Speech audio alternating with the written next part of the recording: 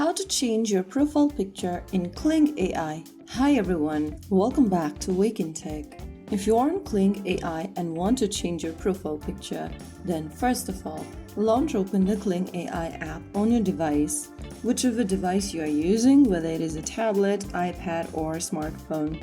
Once you're inside, make sure that you are logged into your account. After you are logged in, from the home page, go to the My Space button at the bottom right corner and tap on it. Now, you'll see this page where you'll need to go ahead and tap your avatar at the top.